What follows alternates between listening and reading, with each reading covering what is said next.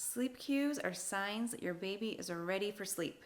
Sleep cues are super helpful for getting baby's wake time length down correctly, and having baby's wake time length down correctly means that naps are better. In this video, I'll go over a few sleep cues tips. I'll also give you a big list of common sleep cues to watch for. I'll talk a little bit about sleepy versus hungry cues, and then I'll give you some tips for finding your baby's individual sleep cues.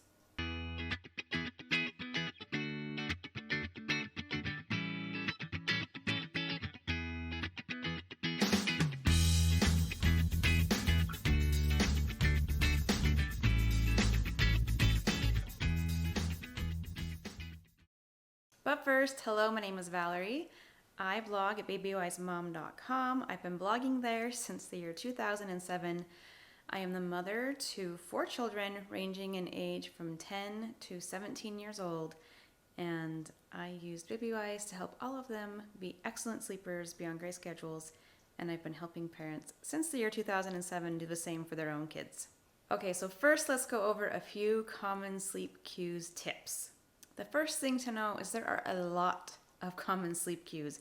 So you may find or you'll hear, oh, my baby always yawns to show that she's tired, and your baby never yawns. And so you might think, what's going on? But your baby might have a totally different sleep cue. So there are a lot of sleep cues, so you want to be aware of those so you're aware of what to be watching for. Each baby is completely unique, so you're not going to find that there's this list of this is exactly what your baby will do if your baby is tired. There are a lot of options. Some babies are extremely hard to read, even to the point that it can feel like they have no sleep cues. And that's very difficult, and I've had babies who've been that way or who get to be that way. Most newborns show some sort of cue, but it's very common as they come out of that newborn phase for there not to really be these obvious sleep cues anymore. If your baby is like that, then really pay attention to the clock and get a feel for okay, my baby doesn't show yawning anymore, but at exactly 75 minutes, she is tired, and if I get her down at 75 minutes of wake time, then she's going to sleep great. So using the clock sometimes is your best sleep cue. As I mentioned, sleep cues can change over time. They probably will change over time. You probably will not have the same sleep cue from newborn up through early toddlerhood. It's also important to note that for some babies, what is a sleep cue for another baby is a too late cue. So one baby, back to yawning, might be, oh, when my baby yawns, that means it's time to head to nap. For another baby, it might be, oh, my baby yawns, that means it's past her perfect wake window, and now she's not going to sleep well. If your baby has a too late cue, the trick is to pay attention to what happens before the too late cue. So if your baby's yawn means we're too late, what does baby do before the yawn? Does baby rub her eyes and then a few minutes later yawn? If so, maybe the eye rubbing is what you need to be watching for. Those are a few tips for you to be aware of as we get into talking more about sleep cues. Here are some common cues. I will throw up an image so that you can take a screenshot if you'd like for reference. But here we go. Like I said, there are a lot of sleep cues, and if you read different parenting books, baby sleep books, you're going to find each author kind of has their own set of sleep cues. It's not like each one has the same 10. So I've compiled a list from my favorite sleep books, which are Babywise, The Baby Whisperer, and Healthy Sleep Habits, Happy Child. So here's a compilation of all of their sleep cues. One is my favorite, I've talked about several times already, and that is yawning. Now some babies, the funny thing is you'll have one yawn means time for sleep. Another one is I need to wait for the 3rd yawn before it's time to sleep. First yawn just means, hey, start to pay attention. 2 yawns later, it's time.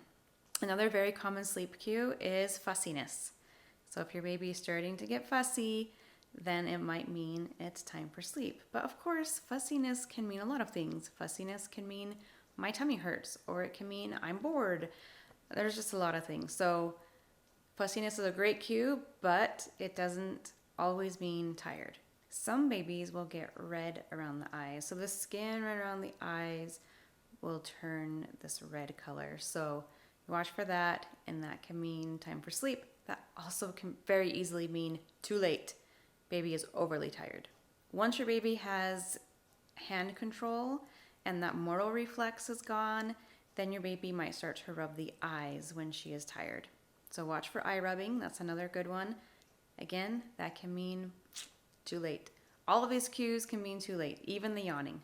Another one is being discontent. So I talked about fussy, but discontent is more like just impossible to please. So, you might think, oh, baby's getting fussy because she's bored. She's ready to move on to a new activity. And so you try something else, but she's not happy with that. And so you pick her up and walk around. She's not happy with that. It's like nothing you can do can please her. She can't be pleased. So discontentment can definitely be a cue that it is time for a nap or bed. Again, if the hand control is in place, pulling on ears can be another sleep cue. And so can arching the back. Arching the back is a common, like, I'm not happy, so this is another discontent or fussiness action, but your baby might not really be crying or anything else other than just like arching that back. Another one is getting the wide eyes, just eyes getting really big. What's often referred to as the 7-mile stare. So a lot of times babies will just become very calm and still and just stare. And this is a huge benefit to you being around your baby. Sleep cues are always a lot harder to pay attention to if you have more than one child, because it's hard to pay attention to everything your baby's doing and everything your toddler or preschooler and or etc. are doing. So it's much easier to watch sleep cues if you can give your full attention to your baby. So when you're setting up your schedule, anytime you can have that baby's wake time length be like awake time, be while you can give really good focus and attention on your baby, then the better you will come to understand your baby's sleep cues. So especially in those early months as you're starting, like wanting to get that down really well and getting to know your baby, because each baby is a unique individual. If you can have that older child in independent play or in a nap or having their TV time for the day, like have them occupied so that you can pay attention to baby as best as possible. That was a sidebar tangent. Another cue is when your baby turns away from things. So your baby might not get fussy. Typically, fussiness is kind of a later cue. Your baby will probably get very still and hold still first. Your baby will stare off into space. Your baby will turn from things. So if you hold a toy up to your baby's face, your baby might turn away. Or if you're holding your baby might turn away from you. So that's a way for your baby to avoid becoming overstimulated. So that's telling you your baby's had enough. Good chance baby's ready for some sleep. Another cue, especially for those babies who don't have great hand-arm control, is the flailing arms. Like arms just flailing about. So watch for that. And that can happen even once they do have like that better fine motor skill. But it also is pretty common in just the younger newborn. Your baby might also be fidgety, just kind of like moving around a lot. For your older babies, young toddlers, even preschoolers, a big cue can be naughtiness. So if they start like deliberately disobeying and you can tell they're just trying to irritate you, like I'm going to do this in order to make mom upset or to get her attention, like they do that. They do that more often when they're ready for a nap. So hungry children and tired children usually lead to disobedient children. So pay attention to that. Like I mentioned earlier, another big cue, this isn't anything baby does, but the big cue is the clock. So be aware, what time did I get my baby up? And at what point after that is my baby ready for a nap? Being aware of the clock is a huge benefit to you, especially if you have other things, other people you have to pay attention to besides just your baby. So if you've come to know, my baby seems to be ready for a nap around 55 minutes of wake time, then you can have your baby laying at an activity mat or doing tummy time while you are talking to your toddler or attending to your toddler. But then once you hit that like 50-minute mark, you're going to go be right by your baby, paying really close attention, and watching for your sleep cues so that you are sure you get it right. So if you're aware of about how long your baby can be awake, you're aware of the clock, then that can really aid in you getting this down perfectly. Let's sidebar for a moment to talk about hunger cues, because a lot of hunger cues and sleep cues are actually the same. So hunger cues include licking lips, rooting around, flailing of arms, sound familiar? The fist hitting the face, a little cough sound, crying, fussiness, also familiar, and the arching of the back, also very familiar. So a lot of these are the same, and that can really lead to parents really questioning, is my baby hungry or tired? I don't want my baby to be hungry. We're all afraid of baby being hungry. But that is the beauty of having a routine, an eat, wake, sleep schedule, because you know if your baby is arching her back and she has eaten, like you got her up, she's eaten, she's played for a little bit, and now she's arching her back. Power of deduction means that arching of the back at this moment means she's tired. Whereas if you get her up from her nap and she starts arching her back right away, power of deduction means she's arching her back because she's hungry, because she hasn't eaten yet. So really the routine is a huge help in being able to discern if the cue means hunger or it means sleepiness. When it gets the hardest is during a growth spurt, because babies are so hungry so fast, but you still are following an eat, wake, sleep pattern even during a growth spurt. So take comfort in that. Okay, I've mentioned a lot of different tips along the way in this video of how to find your baby's sleep cues.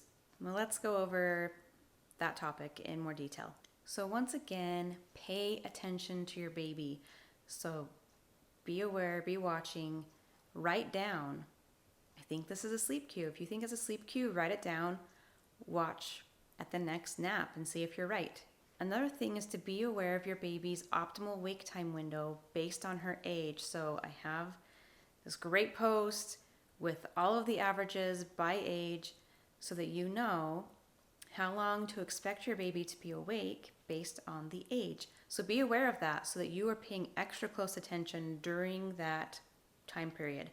I have a range of, depending on the age, anywhere from like 5, 10, 20 minute range per age. Be sure you take notes. Write down, this is how long baby was awake. These are the sleep cues that I followed. And then assess, did that work? Was I right? And adjust as needed. So if you're like, okay, I tried yawning, that was very wrong. Don't go with yawning again tomorrow or the next nap. Try a different cue, or maybe look for something that comes before yawning or what comes after yawning. As you are assessing this, apply the scientific method. The scientific method needs to be used so much with babies. So you're making a guess, like this is my hypothesis of what it is, and then you're testing that out. You're taking notes and you're adjusting as needed. Now you are armed with the knowledge that you need in order to get your baby's sleep cues down correctly. So if you have any questions though, always feel free to drop them in the comments. I do have a blog post on this topic, and I have a lot of blog posts on wake time length. So check those out. Check out my other videos. And as always, thank you for watching.